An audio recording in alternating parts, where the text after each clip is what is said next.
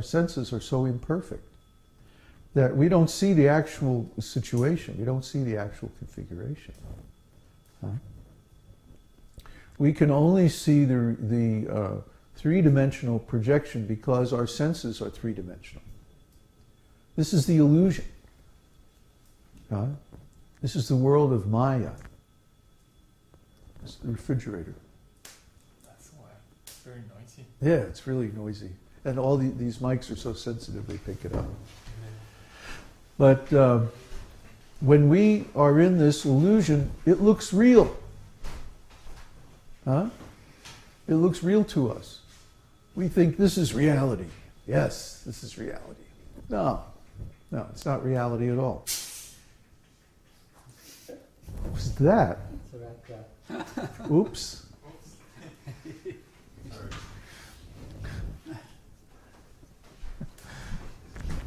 Just like that poor rat, huh? He thinks, oh, this is lunch. No, this is the bait in the trap. So we're in illusion because of our limited intelligence, because of our imperfect senses. And what we think is reality is actually simply a projection of a higher reality. And Plato talked about this in his cave analogy. Huh? There are these guys chained up in a cave. They can only look in one direction. And that is a wall. And on that wall, there's a fire behind them, but they can't see the fire. And there's men with different cutouts and stuff, and they're projecting shadows on the wall. You ever play that kids game where you, what is that? Yeah, you make a bird, huh? You make all of these different shadows on the wall. The idea is to guess what it is, or so and so on. Huh? What's that? Rabbit? Yeah, I can't do it. But anyway, they're doing something similar. They're projecting the shadows on the wall, and the prisoners in the cave, to them, that's the whole reality. The shadows on the wall projected from behind them where they can't see. And so they get into all these discussions about what do the shadows mean, and what are they doing to each other, and what's happening. But really, it's all a shadow play. It's a projection. Same with our material universe. The real universe is higher dimensional, and it involves things like karma, cause and effect, time, the fractal nature of time, where things happen over and over and over again. You ever notice that? Well, that's because time actually has more than one dimension. We're taught to believe that time is just a line from going from past to future, and we're making progress in time. Yes, things are getting better. But actually, time is a complex fractal shape with many dimensions. And the same things or similar things happen over and over and over again. That's why there's so many similarities between different people's experience. Everyone is born, and then they live for some time, they get old, and then they die. People are young and enthusiastic in the beginning of life, and then they get worn down by life because of so many experiences where they thought they knew what was happening, but actually something else completely is going on.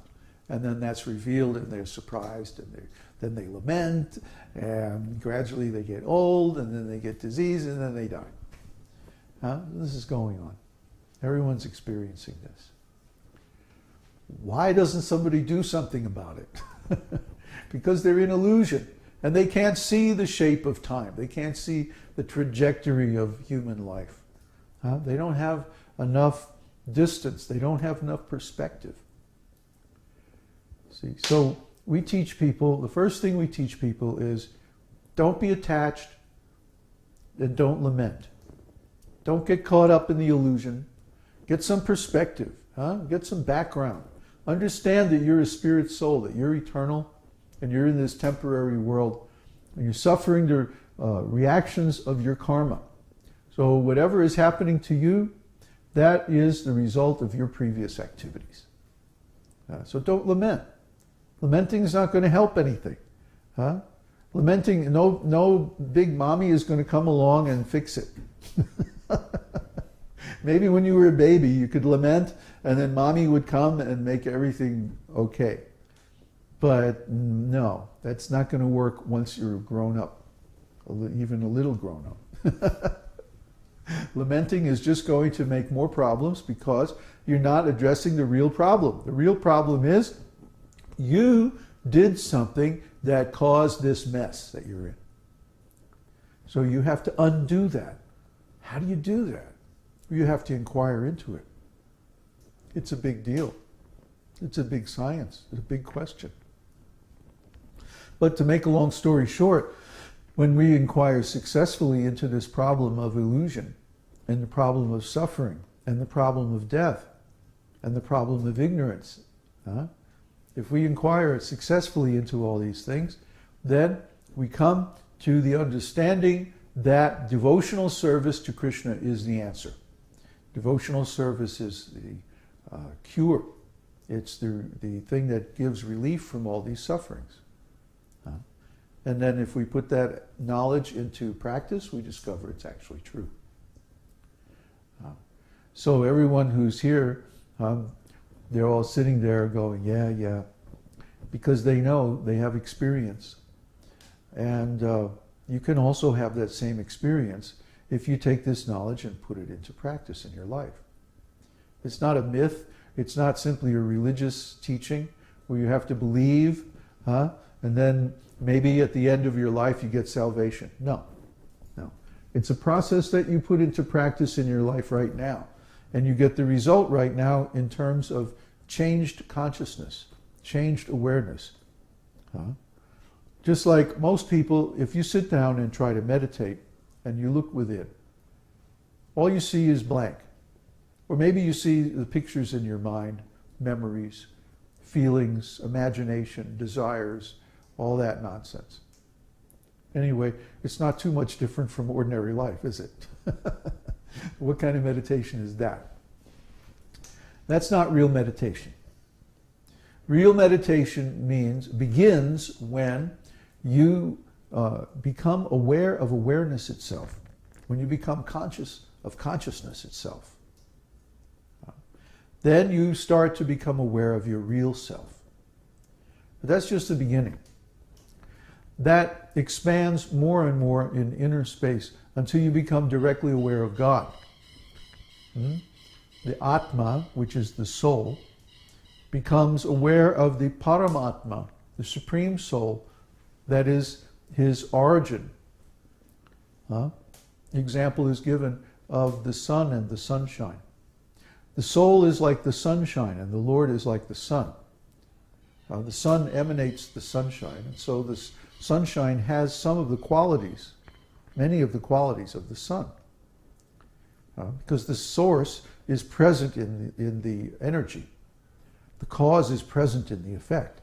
Many of the qualities of the source are there in the things that it emanates. So naturally the qualities of the soul are similar to the qualities of the Lord. Just that we are tiny, we are very limited, and he's unlimited, he's enormous, he's unlimited and infinite. So when we approach God through this meditation process, then we gradually begin to appreciate his qualities and we gradually begin to love him. Love means appreciation for the sublime qualities of God. Really, there isn't the same kind of love possible between human beings. Human beings, because all of their qualities, or most of their qualities that we see anyway, are material, that means they're all bad qualities.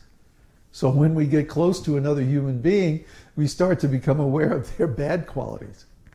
And, well, so much for that love. And then we go on to another one. And we see, we try to project our ideal image of a beloved on this person. And then we get close to them and we see, oh no, actually they have bad qualities too. Well, so much for that one. Now, but the next one. And this goes on and on and on and on. And when do we stop? When do we realize that, wait a minute, human beings are not appropriate objects of my loving propensity? I want a perfect beloved. I want someone who doesn't let me down. I want someone who doesn't disappoint me, who actually is perfect. Well, there's only one person like that. That's God. So you can become aware of God. You can approach God directly from within by means of His holy name. Okay? This is the method that we practice. It's many, many thousands of years old. It's not that we made it up, or it's not that we are trying to tell you or sell you something.